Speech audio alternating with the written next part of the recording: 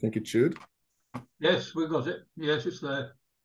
All right. So we talked last month about the bisect from the group type on fragments or covers, and I'm gonna go through today another kind of varieties, which are typically the perforations related varieties. And I think it's important for us that the first thing we're going to go through is to understand how the stems were perforated. You might know that already. Some people might be less familiar, so we'll go through that first.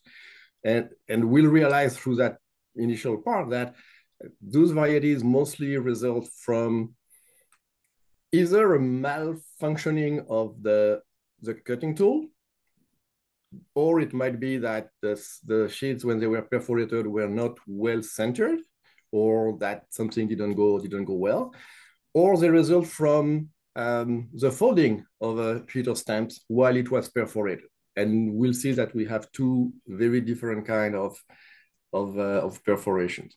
So how was the perforation done? So the sheets of 150 stamps, okay, initially the sheet were printed with 300 stamps, two sides of 150 with three blocks of 50 stamps.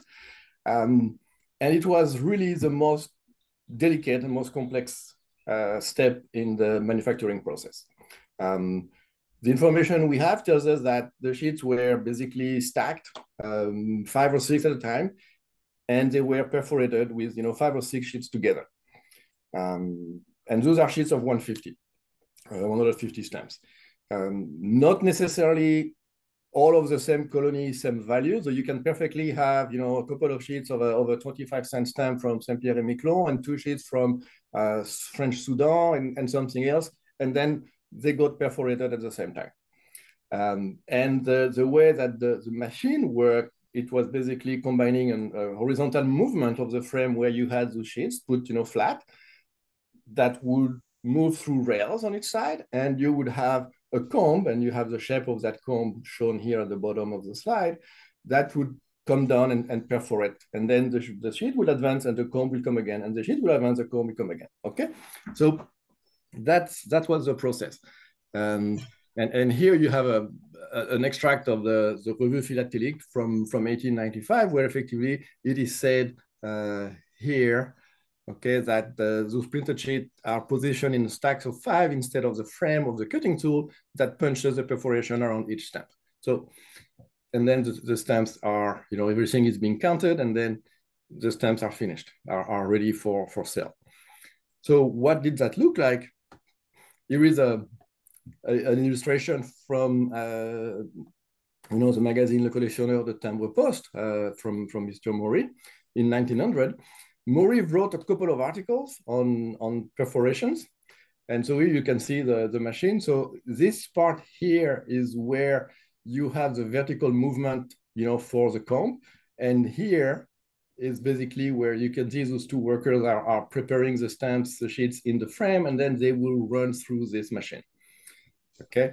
Another view is here where you can see again, here's a worker. Those are the sheets of stamps. This is like the little, slanted rail to guide the frame towards the machine. Here inside are the comb here that will go and perforate the stamps, the sheets. And you see here that frame where here is the sheets of stamps, and then you can see how this is, clipped, and it goes through. Obviously, and that might explain a few issues we'll see later on, as this frame goes through the system, it is much less controlled by the rail on each side, because you can see these are flat here, so it just kind of slides through. There is no more rails on each side here. The rails are, this is a difference here, how this is being, cut. Though there is a much better guiding at the beginning of the process than at the end. In that article from Maury, there was a lot of explanations. So this is actually a view of the under matrix, if you want, where the comb would come and hit that matrix and totally perforate the stamps. Okay, that's the counterpart, if you want, of the comb. Murray makes a weird explanation here that the sheets had been wet while the gum was being applied, then they had been dried, then they were stored with humidity, and so the paper would expand or contract a little bit.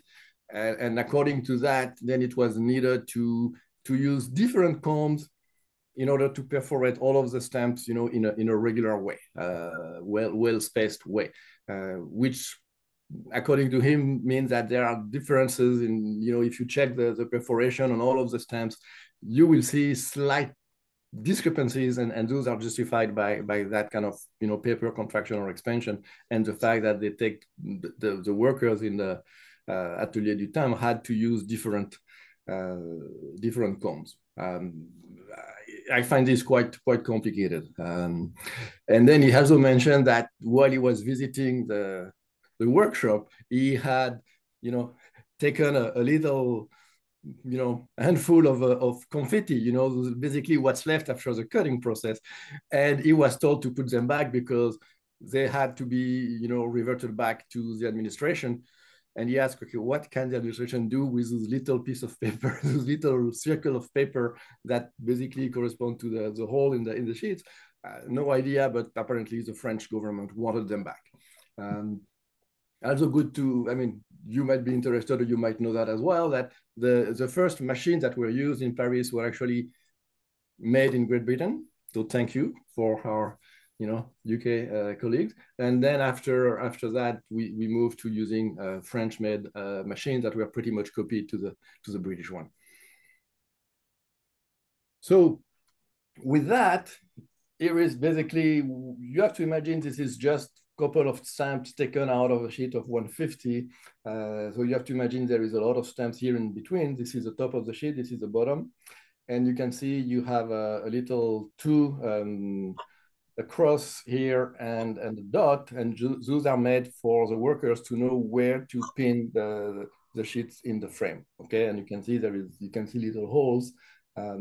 So my assumption is that this was a guiding one, and this was for the final, because oftentimes there is no real perfection in there.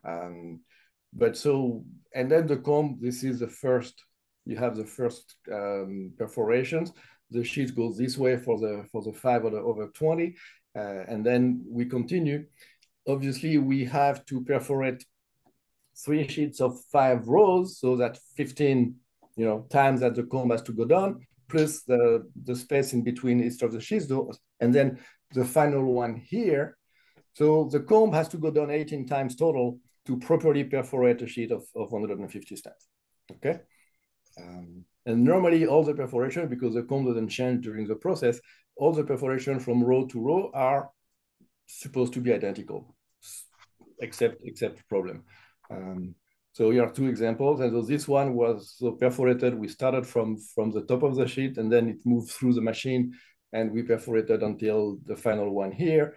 This one, we started at the bottom of the sheet. It moves through the machine in the other side. So which tells me that the sheets could be put in any direction. There was no real, you know, you had to put the top of the sheet to go first or the bottom of the sheet to go first. You probably put the dot, you know, to go first, and then you finished on the cross. So what kind of errors can we get from those? I mean, it worked pretty well, but I think I'm going to start with what is probably the most well-known example.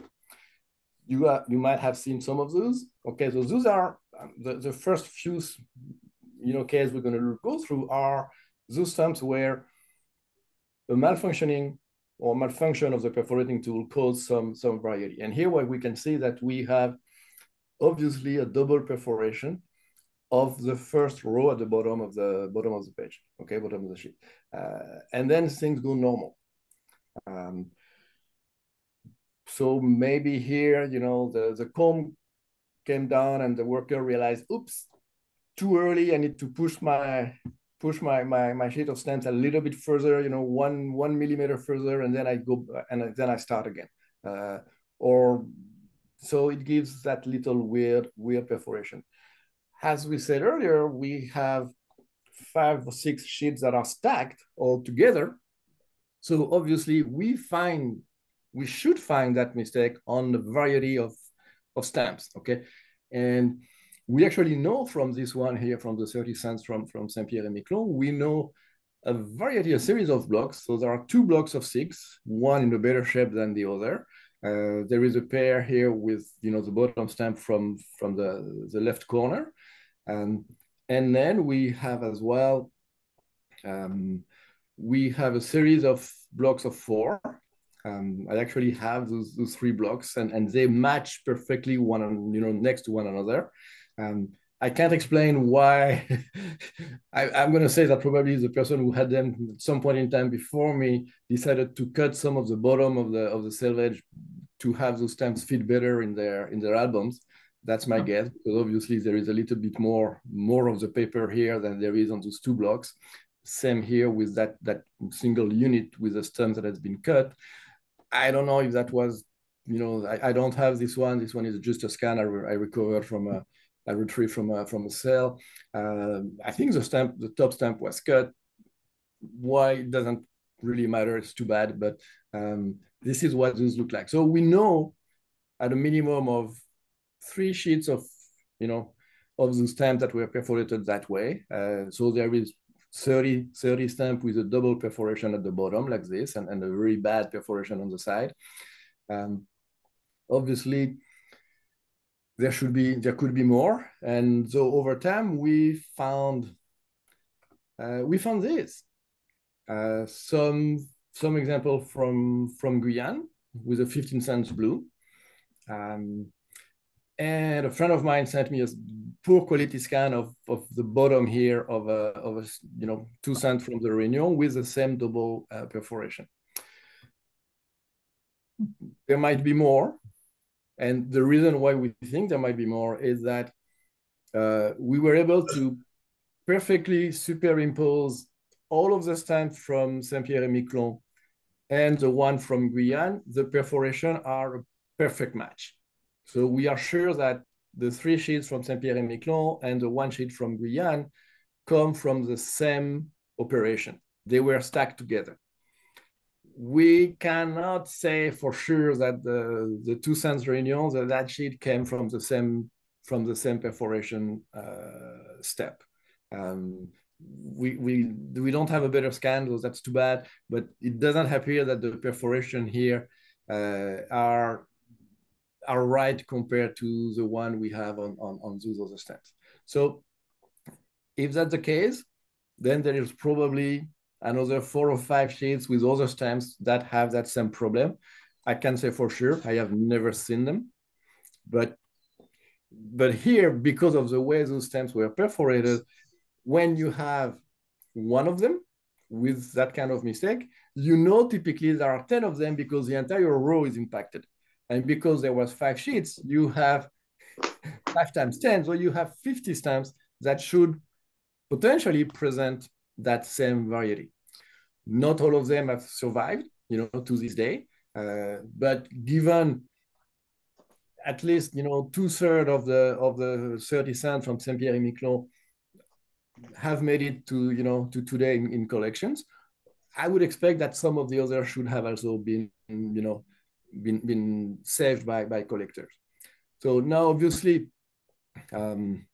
it might be that the sheets of 30 cents from Saint-Pierre et Miquelon were sold in Paris, at the time, because the French, colonies and postal service would sell stamps in Paris to collectors. And if somebody noticed that was a philatelist, noticed that was that double perforation at the bottom, most likely the person bought all 3 sheets of stamps and they were immediately on the philatelic market. And maybe the one from Guyane, the one from Réunion were sent to the country and they were, used for postage. I have no idea. So that might explain why in some cases we still find the stamps more prevalent than others.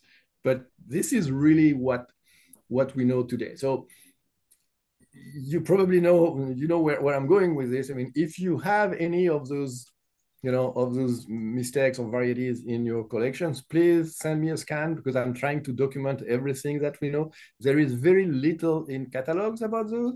I think the only ones that's known and that we see regularly in auctions are the 30 cents from Saint-Pierre et Miquelon, because there are quite a few of those. But Guyane and Réunion, I purchased this one a few years back. I really didn't know what to expect, but those I don't know where they come from, and this one come from a friend who collected Réunion, principally. So this is what I know up to now about those double perforation on the bottom row. Okay, I'm still looking for more. Another kind of issue, and you might have seen some of those stamps. It's the Guadeloupe, the 10 centime red from 1900, where so you will find in the catalog there is a reference to a variety 41A, which is a 10-cent red imperforate, which most likely is listed and corresponds to the stamp you see here at the bottom of those rows. Okay, but it's not really that there was a sheet of stamp that was imperforated, and that went to the market. It's most likely, that's my working hypothesis, that there was an issue during the perforation and everything was perforated except for the last row, and you can see clearly here, for example, that you have the perforation went through, at the bottom half of the stamp, but here, nah, not really. The paper is still there. Here you can see the mark of the comb, but it didn't go through. And here there is no mark at all. Same here, you see the mark and no marks here.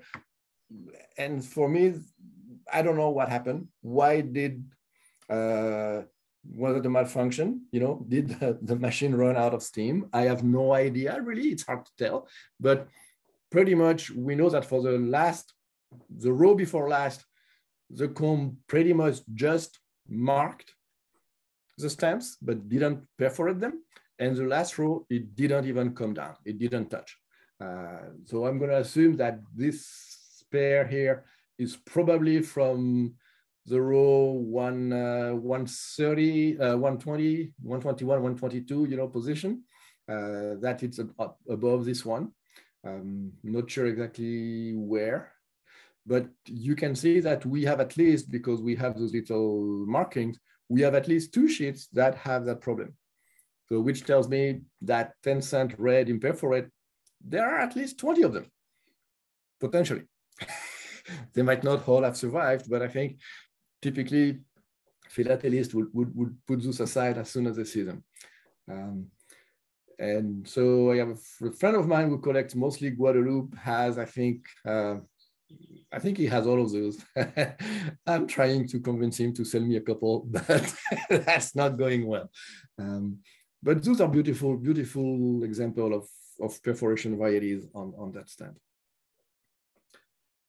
Let's move on with a different colony with Réunion. And here we have a really nice fragment or piece with 3 stamps, 5 centime stamps. And as you can clearly see, and this is really it's obvious, okay?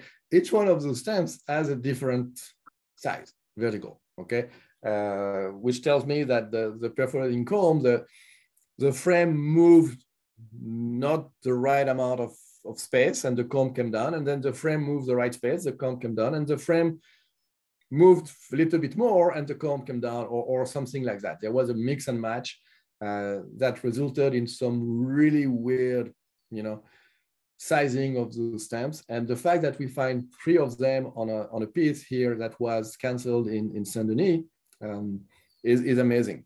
I actually have a small problem with that because those 2 stamps on the left, obviously, that they're 5 cents, 5 centimes, and they're from Réunion because you can tell. But this one here, there is no indication it is from Réunion. So it should not have been valid from postage because it could have come from anywhere else.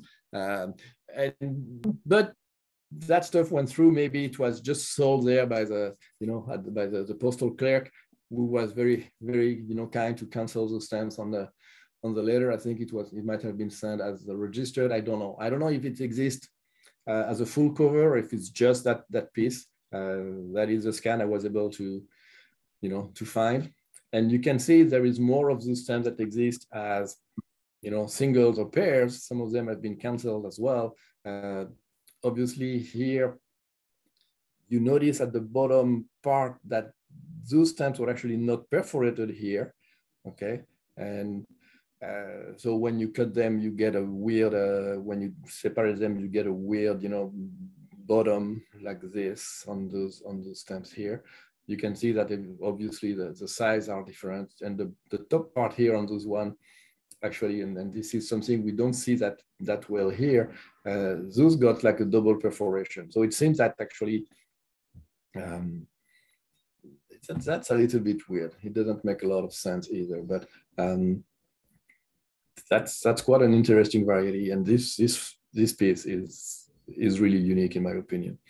And here again, how many of those do exist? We should have at least 10 of this size and 10 of that size and 10 like this one. We have another one here. This one matches this, so there is two.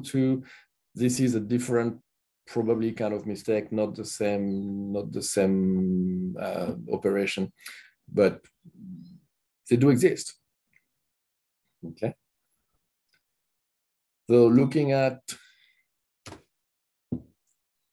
another interesting one, the 1 centime from Indochina that was later on overprinted Canton. And though I have never seen the pieces that are in the middle, but there is something fishy here, okay? I assume this was here where the comb came down for the 17th time, and this perforation here is basically the 18 times, but it is a little bit too early.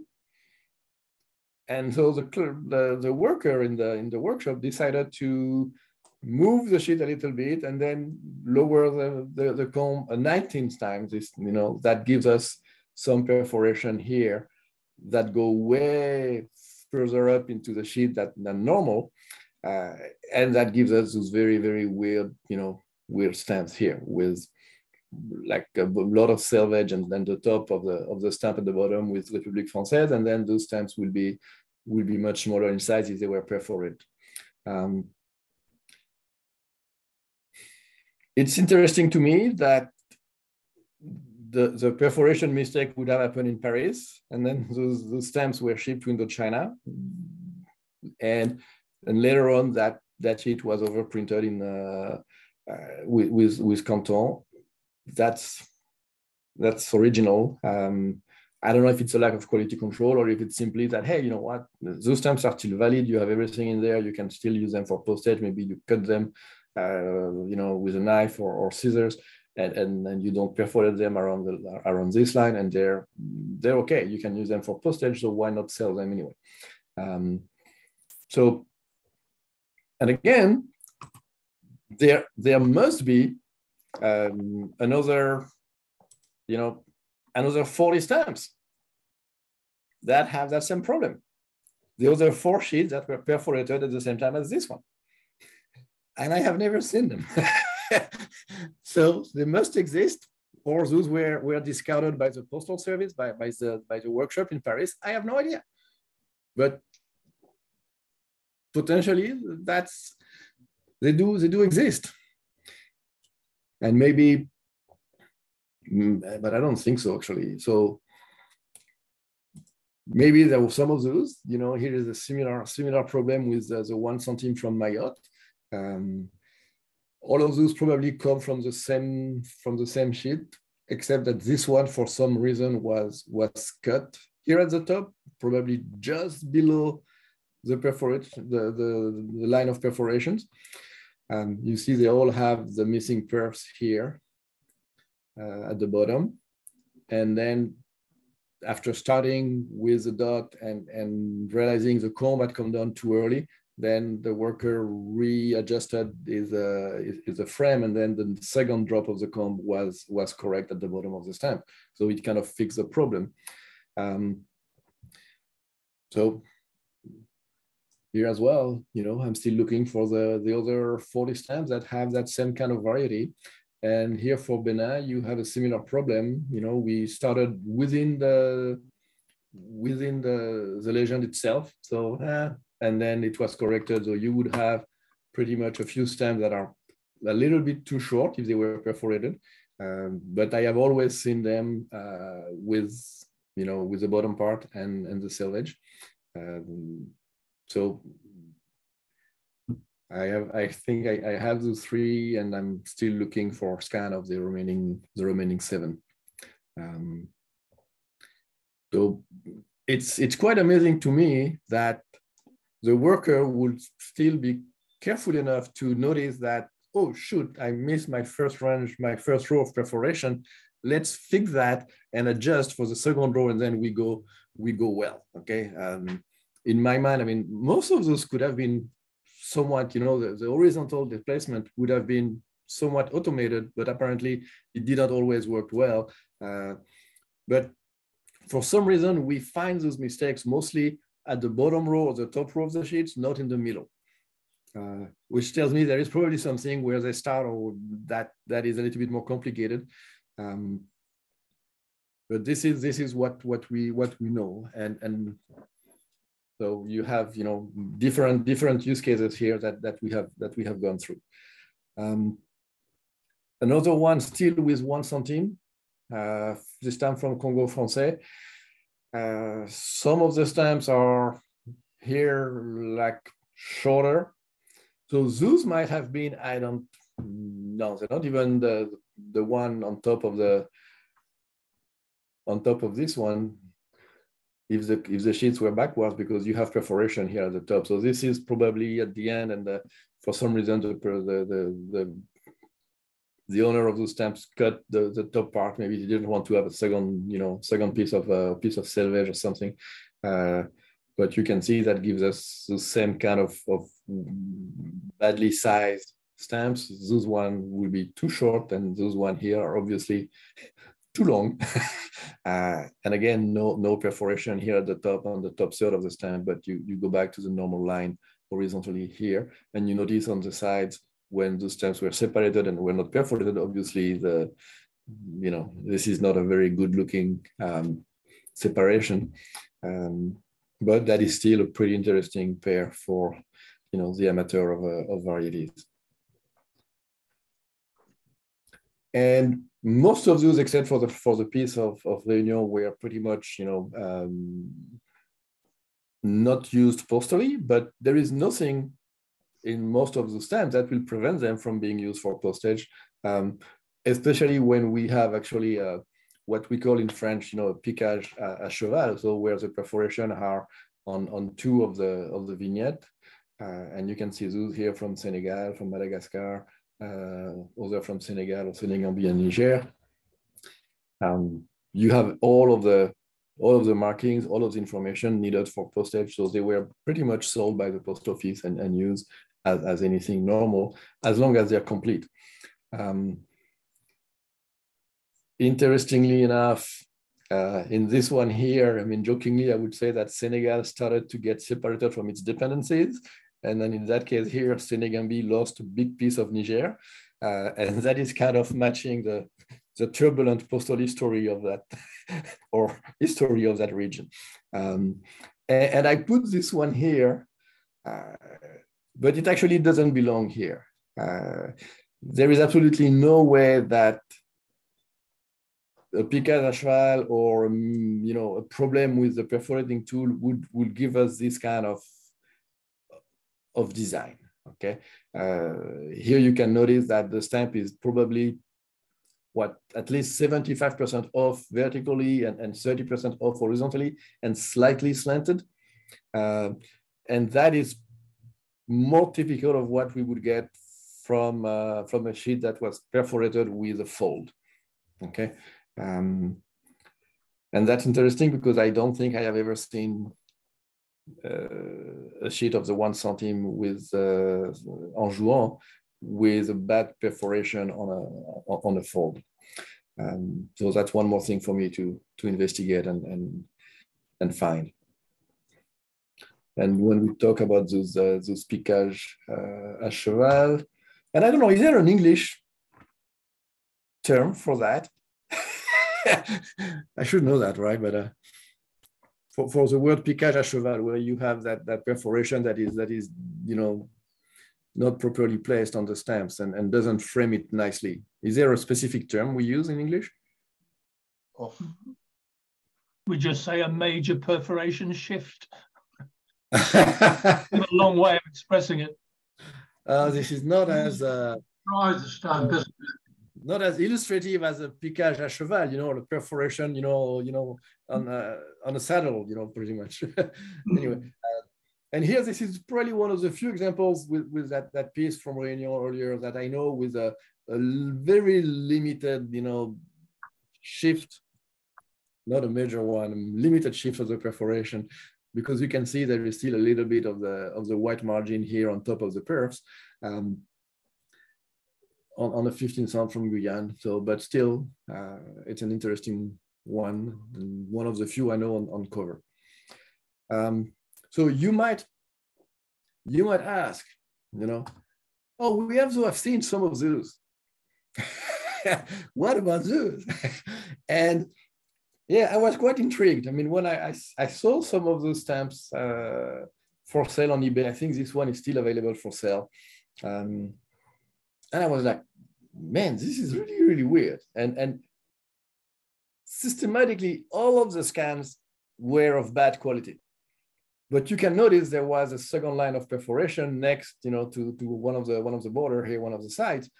And I was like, this is weird. So I bought a couple of those, like for, I don't know, 5 or 10 euros, so not a big deal. So we could look at it. And they're all Fournier, which makes total sense because Fournier would perforate the stamps with just a line of, a line comb, not a U comb. And so you run the horizontal perforation and then you do your vertical one. And if you screw up the vertical, then you have to do it a second time to get it right. And this is basically what happened for all of those cases.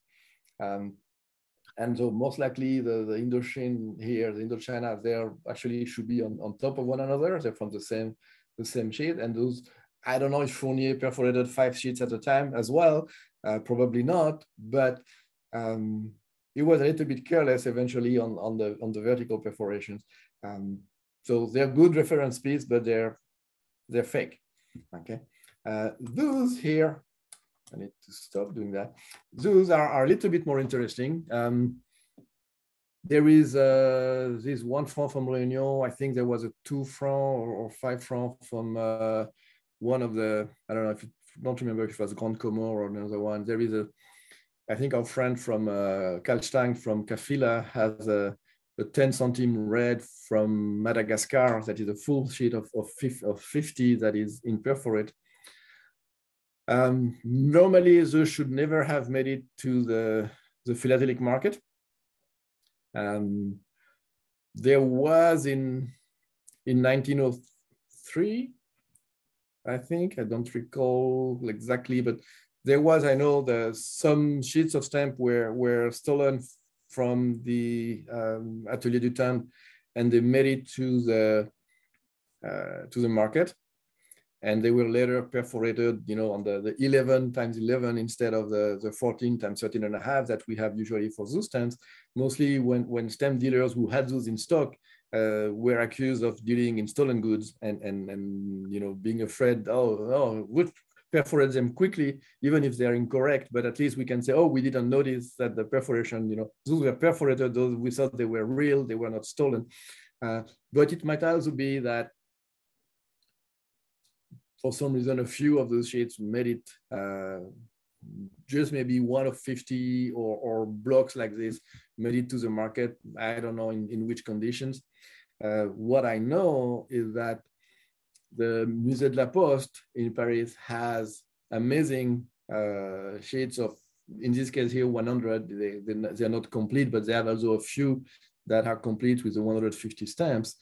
of quite a few of the group type stamps with, in perforated sheets. And it might be that, the top part, if it was separated, got sold to a dealer, something like that. I don't know. And that would explain how those stamps made it to the market. If you ever go to the Musée de la Poste in Paris and have a chance to, contact the documentation department way ahead of time, and they might be nice enough to take some of those out of the vault and show them to you. It's a dream for a philatelist, seeing those stamps like this, those sheets, complete sheets, from the time they were printed. It's fantastic. They also have the posters from the exposition of 1900, with a block of 25 with the perforation that are just, like simile perfs on those stamps. They're beautiful. We typically find those today on the market as, single units and the full series of 13 stamps, or, corner of 4, or Roumet a few years back sold blocks of 6 with the millésime underneath. But when you can see the full poster with, typically the 9 blocks of 25 stamps from the 1 cent to 30 cent, and then the 4 blocks from 40, 50, 75, and 1 franc, plus eventually a 5 franc or a colis postal. It's amazing. I mean, those are fantastic pieces, except they're just pretty much in the Musée de la Poste, in that condition. So that was my little commercial. If you have a chance, go there. It's a really fantastic place. And I'm sure going to, the National Library, in London, or to the Postal Museum is also quite a feast. Okay, let's move on. Enough with the problem where the tool didn't work well, or when the frame wasn't positioned well, or didn't advance as expected. Let's look at what happened when the sheets are folded. So it is one that gave me a little bit of heartburn.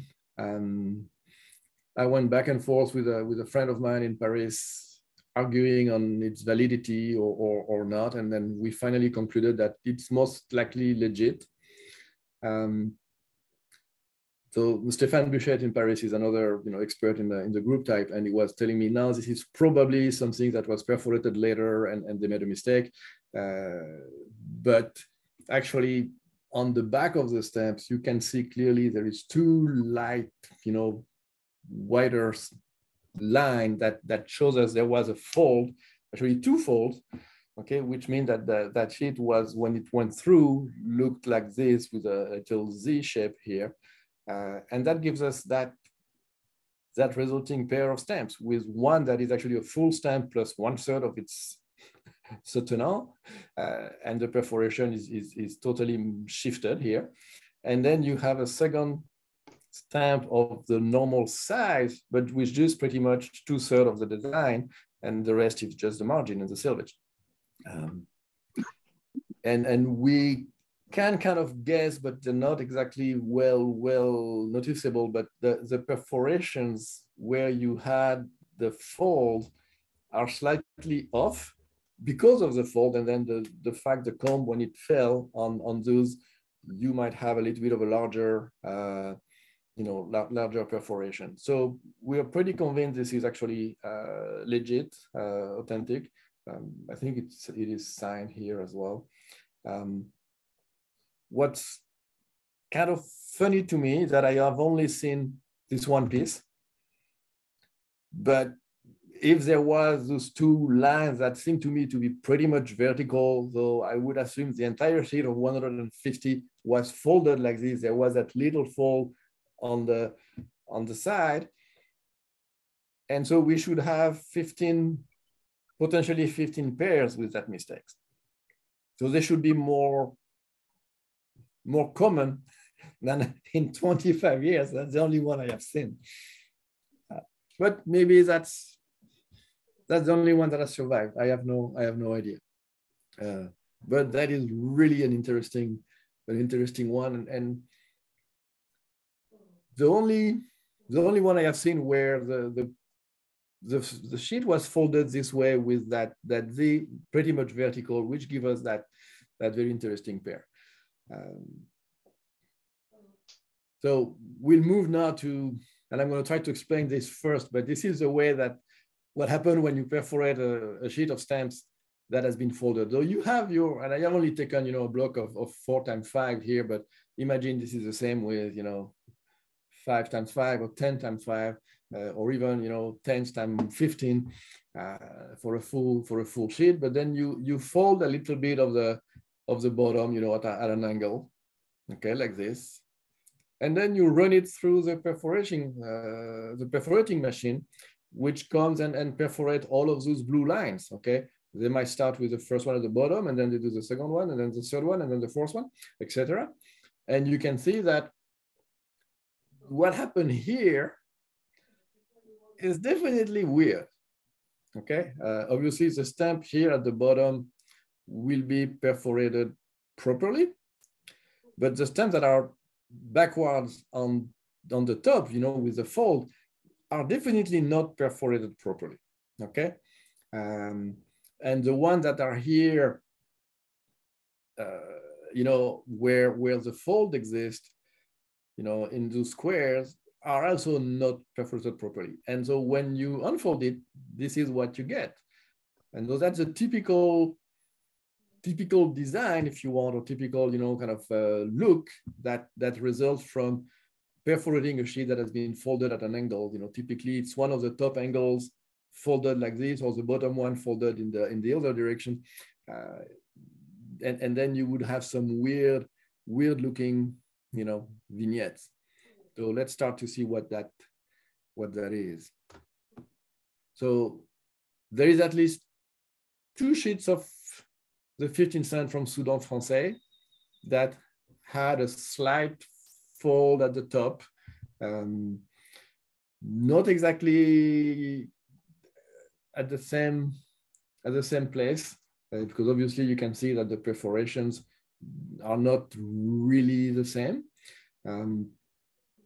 but those are most likely the top sheet of the 50 stamps. So I would say position 1 to 5 to 41 that have been impacted. I very much doubt that the part underneath have been touched at all, and they give an interesting, stamps that have no perforation on the left side, and appear to be, fully perforated properly on 3 of the sides. This one here is weird. It's almost perforated completely, except you can say that those perforations don't totally look, as nice as what you would have as a normal line, like here, for example. Those holes are way too small. That's obviously where the fold was. The fold goes at the middle of that, between those 2 lines. Very slightly slanted, not really a big fold, with a marked angle. And this is typical of what you would see. So there is 4 stamps in each one of those that are missing to complete the full vertical line. And there is absolutely no reason why you would find more of those, because there was no reason that all 5 sheets during the perforation process would be folded. Okay, one of the sheets in the middle might be folded, the other one might be perforated, perfectly fine. 2 sheets might have been folded, one on top of the other. That's also a possibility. I wasn't there, so I can't tell for sure. But those are typically, I would say, more rare than the one where the 5 sheets perforated had the same problem, because those happen on only one sheet of stamps, not 5 at the same time. So let's stay with, I think, still with the Seldom Français, another kind of problem. So this one is probably the bottom of the sheet, because you can notice the way the change of the little slanting here goes upwards. So this is probably a fold from a top part of the page. And here the slant goes downward, and so that's probably a fold from the bottom part of the page of the sheet of 150. So this is, I don't know exactly which one of the stamps. Not having the rest makes it impossible to really determine. But I would say maybe the top part, because you have a lot of options and there's not a lot of space to get more folds. So 101, 111, 121, I don't know which position, but that's definitely left part of the bottom third of the sheet. This one is more interesting. And clearly we had two folds, so not really parallel. And so when you have two oblique folds on the sheet, you get that perforating line for the perforations that you can see here, okay, that are reproduced a little bit here. And this is typical, though whenever the sheet was folded and then folded again, like a little bit, badly treated in the process, you would have those very weird looking, perforations, still with the 15 cents from 15 centimes from Sudan here. And I traced the kind of line where the folds are on those stamps here, and you can see that bisects that angle here, that triangle, and you can see if you're on the back of the stamp, you have a very nice view of the wider fold as well. I would love to see the stamps that are on top or on the bottom. And I think this one is probably the position one, so there is nothing on top, it's just selvage. And I don't really know what the bottom part will look like. But this is quite an interesting one. Same with those kind of double, oblique folds. This time on a 15 cent from Mayotte. And obviously the perforation were made before the 0.5 overprint were realized, okay? You would have a completely different overprint if those folds were still there during that subsequent operation of printing the overprints. But that gives you a little interesting stamp here on the top right corner, with that weird perforations. Probably the only one I have seen for Mayotte so far. On Juan, we have one that looks very similar to the prior one from Sudan, if you remember this one here. So this is a little bit looking the same, but there is more selvage here. That has been also perforated weirdly. So you have a first fold here, so you fold this, then you have a second fold here, so you unfold it, or you fold it the other way, and then you perforate it. That gives you a very, very weird. And I don't know if you can, maybe I'm gonna, if you can see this, but let me stop sharing for a minute.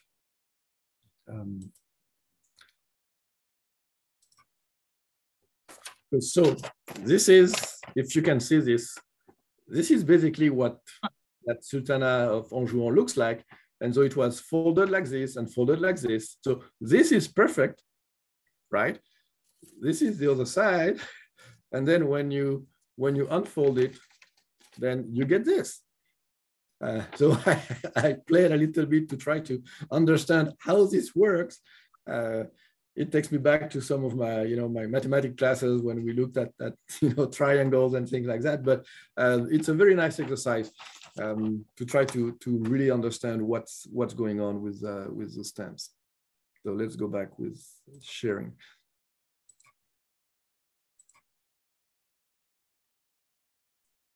All right. And so I didn't really say that, but really clearly, all of those varieties are pretty much unique. Even in that pair here, each of those stamps is unique. There is no question about it. And finding two stamps that have the exact same variety here is pretty much impossible. So that makes them quite interesting in my opinion. here, something that I've not seen many of those, a little bit of a, protrusion here. There is probably one fold here and then a second fold here. So this part would have been here during the perforation, a little bit of a, of a crease at the top right corner. And so you get that block of 4 with 3 perfect stamps and one that looks a little bit shaky. But that's I have seen 2 of this kind, one with Guinée Française and one we'll see a little bit later from Saint-Pierre and Miquelon. So that's quite original. And again, the fact that this is an overprint has nothing to do with the misperforation. That overprint was placed there much later. Maybe a little bit, and maybe it's time to move away from the 15 centime blue. We have seen quite a few of those so far. Let's move and change the color and change the value. So here's a 40 centime, this time from La Réunion. And remember when I mentioned that stamp initially from Anjouan that was completely moved up, and that might be what you would have with something like this. But so this one here, just one fold. Okay, the bottom, that little corner of the page was pretty much folded on top, and so we get that weird looking stamps. No perforation here in the bottom left part of the stamp, and then a full vignette, attached to it with blank, normal. That's the only one I have seen so far. Quite nice. Staying with that 40 centime, here is one from Senegal, also with a single fold. And you will, so once again, if that fold had existed during the overprint, you would have a much different look. Okay, so the fold existed only while the sheet was perforated, and then you see, later on in 1912, the sheet was overprinted 10, but it was flat at that time. Okay, it wasn't folded. And you can see this one here, the top one is almost perfect, except for that little perf here at the bottom. That is not a complete perf, because that's exactly that tooth of the comb probably perforated only 1/3 of the circle on the side, and the rest was basically going through nothing. There was no paper, and so that. But otherwise, it looks almost normal. And you can also see that the little variation, like here, you can kind of guess it's that they are found as well with that other line here. So beautiful and quite rare. I think this there is not that many of the 10 cents to 40 centimes, the 10 centimes to 40 over 40 centimes from Senegal. There's like a run of 585 sheets. So the fact that one of those had a bad perforation to start with is quite exceptional. Here go a couple of pieces that I got scanned from our friend Jean-Jacques Tillard. So this one here is the one with the little protrusion on one corner, similar to what we had earlier from the 15 cents from Guinea, except it's the bottom right corner. Quite unique. And this one is a normal single fold on that stamp.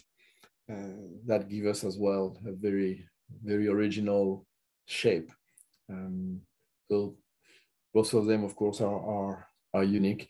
It's hard to place a value on those, because some collectors will not want to have bad looking stamps like this. Some collectors like me love them. There is no real catalog value. they're really unique pieces. So it all depends between the seller and the buyer, you know, how how much one wants and how much the other one is willing to part with. But they're really interesting pieces for references or for, you know, a deeper study of the group type.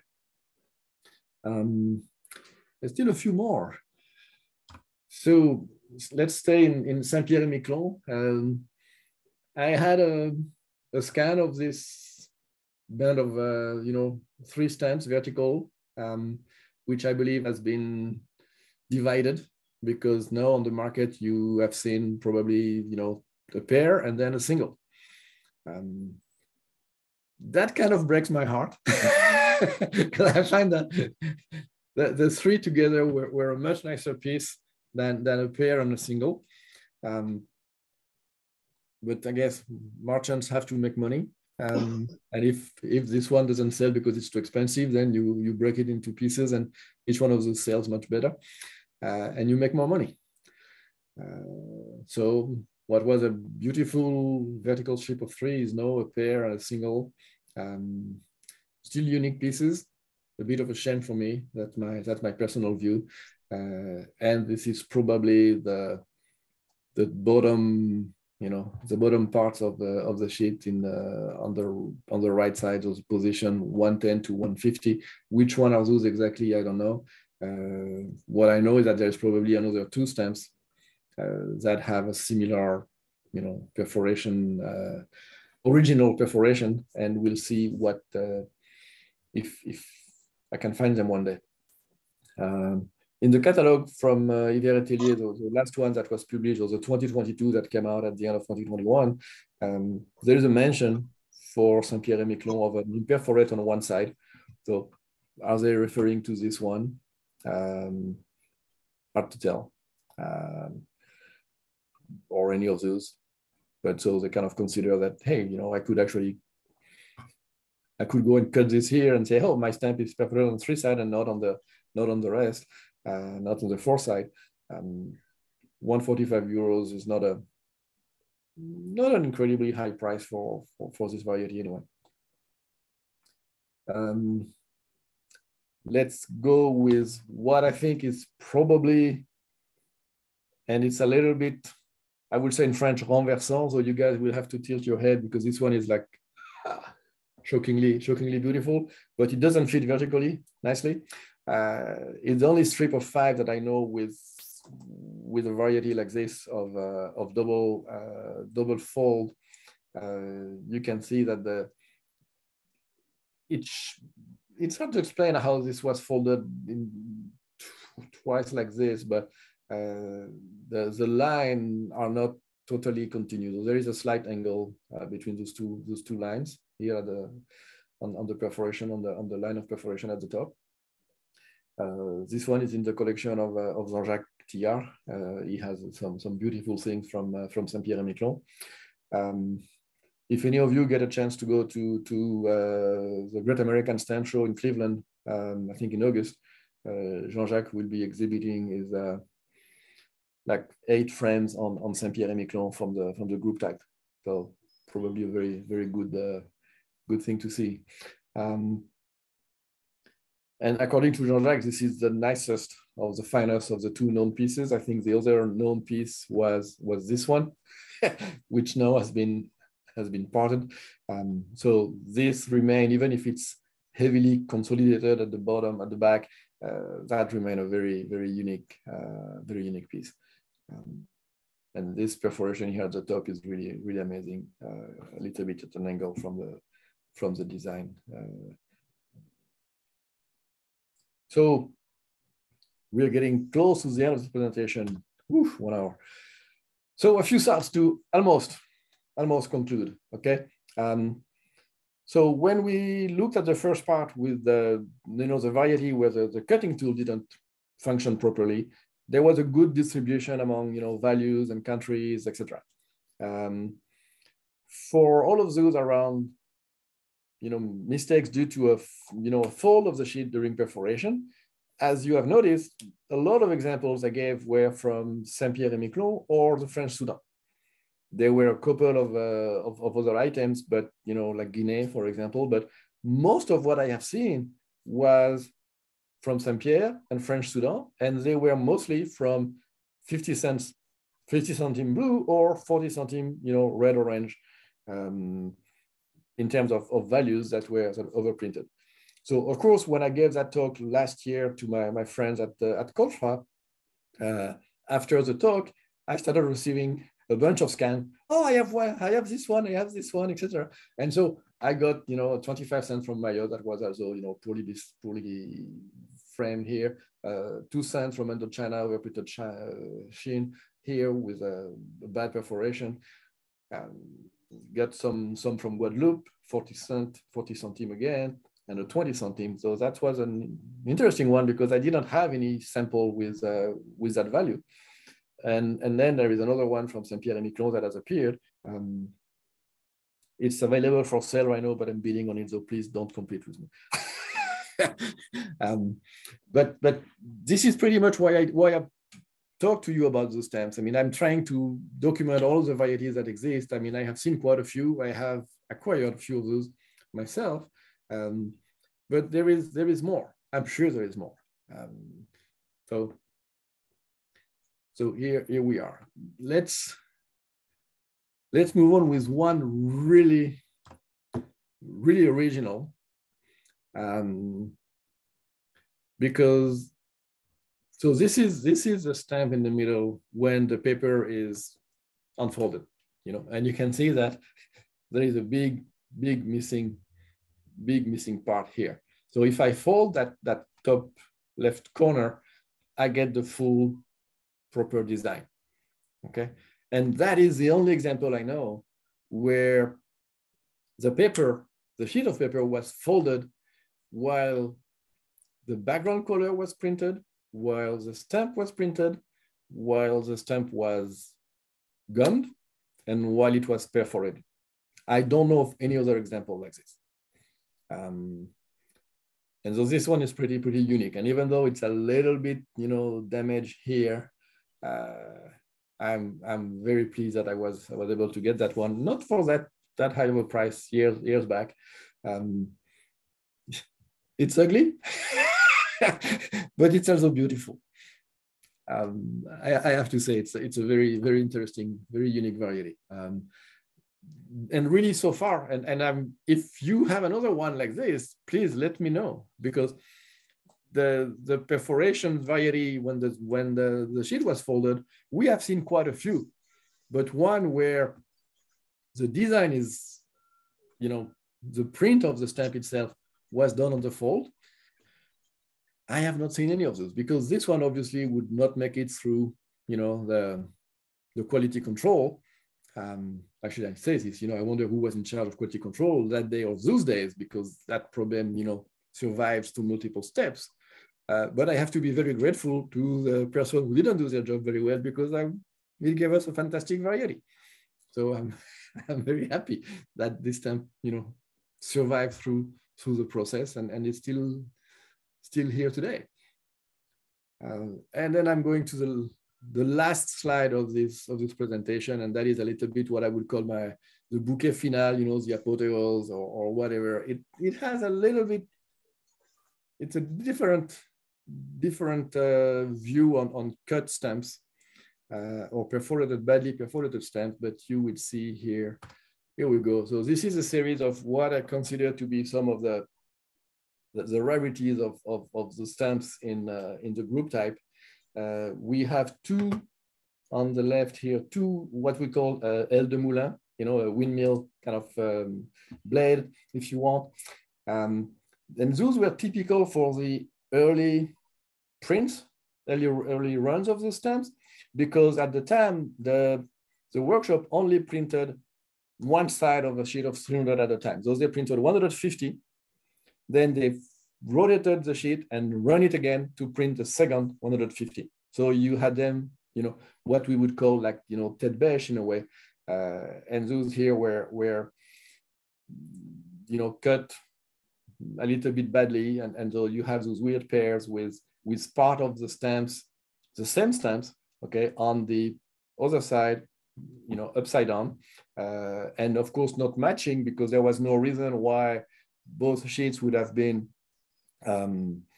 exactly placed at the same position while printed. For the perforation, that didn't matter, because they had the little markings that will tell them where to place the sheets on the frame to perforate them after they had been separated in 2 sheets of 150.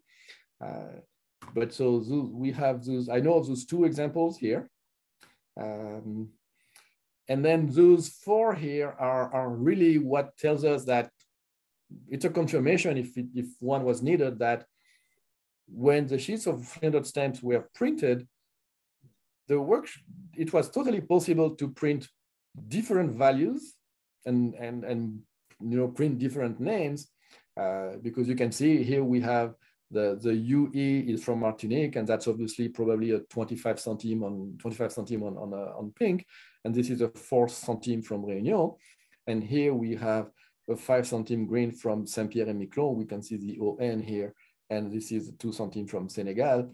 So after printing, then the sheet would have been cut here, in that separation between the 2 colors, and the same here. Obviously, that was not done well, and it's a little bit weird that the printing, the administration was able to print 2 colors side by side, which is technically, a bit of a challenge. But then they would screw up when they were, basically cutting the sheets from, by half and cut in the middle of a stamp here. And then they perforated the sheet that was remaining here complete. And then this one probably was discarded. But it gives us some really, really interesting vertical pairs here and horizontal pairs here with a second, part of a stamp of another colony next to those.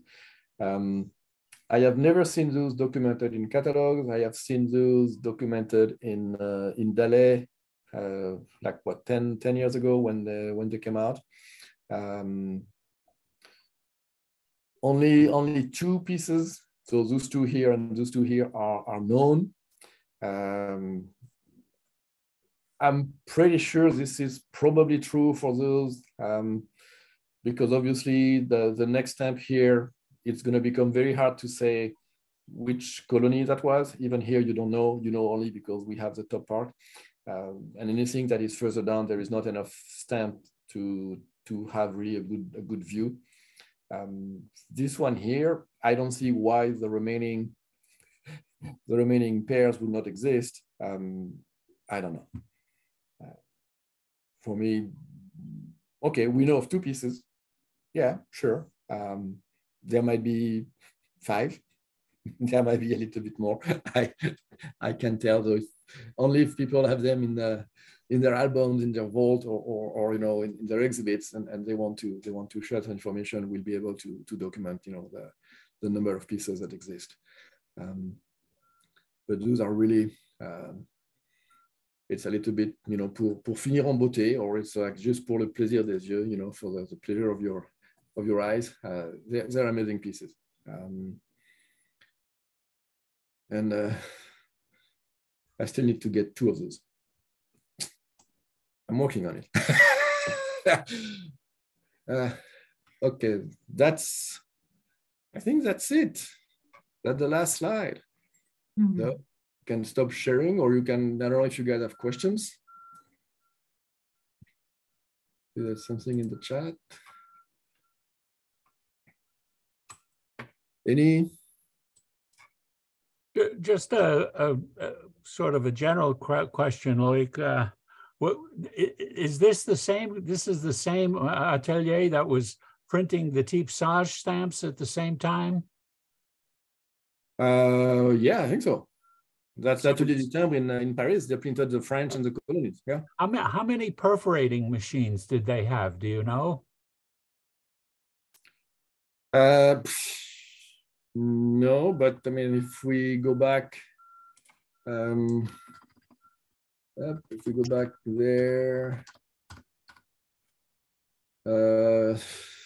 there's quite a few. But you would think, given the 2 issues, the group type and the type sage, the volume of material that had to be handled and how inefficient the process was. Yes, it had to be a whole room, and that's what it looks like of perforating machines. Yeah, there are these six machines here in a row, and I think those are different machines here. So there's probably 6 here, but how many, I don't know. But I think so. The process was, I mean, they printed millions and millions of stamps. I know. And we only have. It has taken me 20 years to assemble a list here of maybe 50 varieties. So that's a very, very small percentage.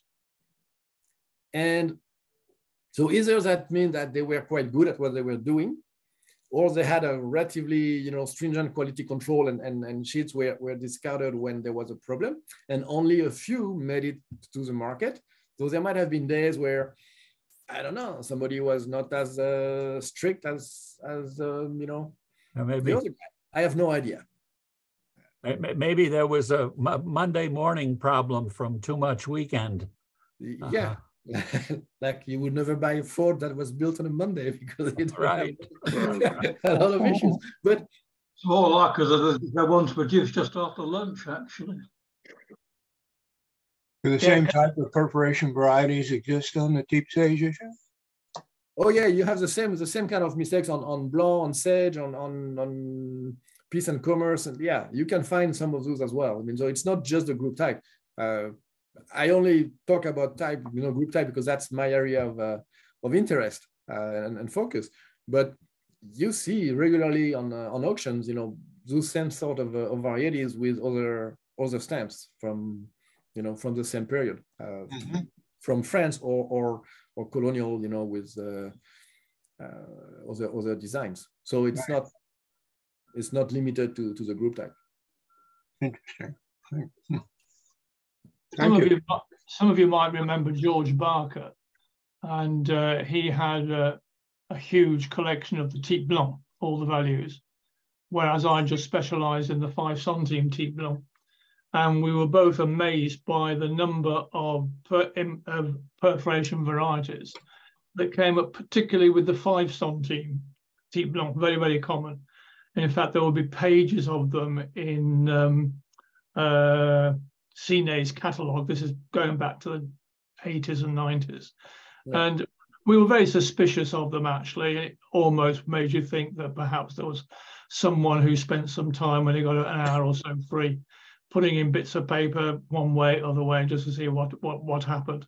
And neither of us, in fact, dared to spend the quantity of money that was required for these sort of productions. But in comparison to what we saw, what you've produced tonight, Loïc, I think is absolutely fantastic, because it is so varied. I can't imagine anyone doing that deliberately. It's just the nature of the job that they're working with, basically primitive equipment. I know they thought it to be top spec at the time, but it was pretty primitive equipment, and it's not surprising with that there were so many mistakes made.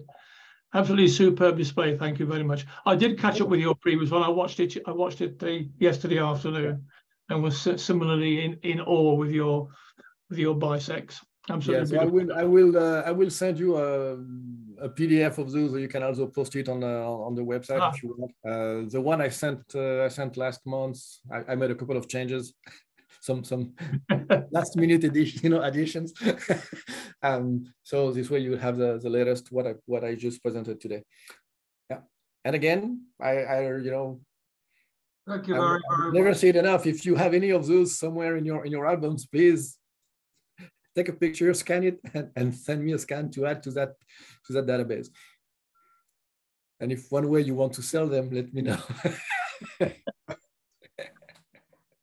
Has anybody else got any questions? Or are we fully perfed out? Oh, yeah, just one other suggestion, Loïc. I think for this lecture and your background, you should take a course in Japanese origami. Oh my God. No, I just thought, yes. This is enough. This is the math. So when you were showing some of your wares, my wife many years ago, oh gosh, 40, 50 years ago, she actually took a course in origami and made origami Christmas cards.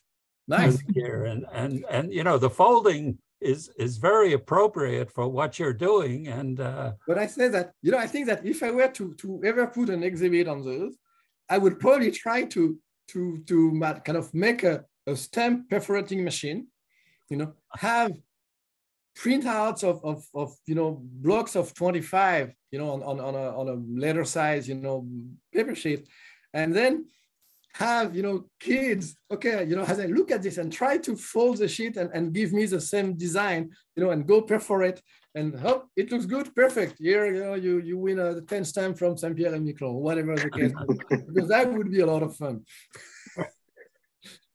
And I might even let adults play, but that would be mostly. Loïc, you have so much enthusiasm and energy. We expect for the next meeting for you to have produced a template for each of those perforation errors that we have seen.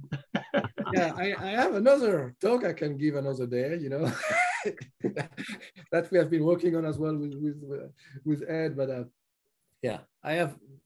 You can ask me to talk about group type anytime of the, you know, any day of the week, and for as long as you can bear.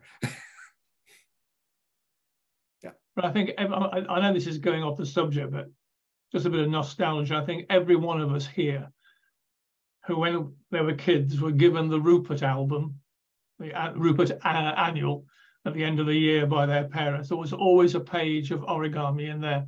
And it was great fun folding something up to produce something. And I remember the most complicated one, which only my father managed to achieve, was to produce a paper kettle.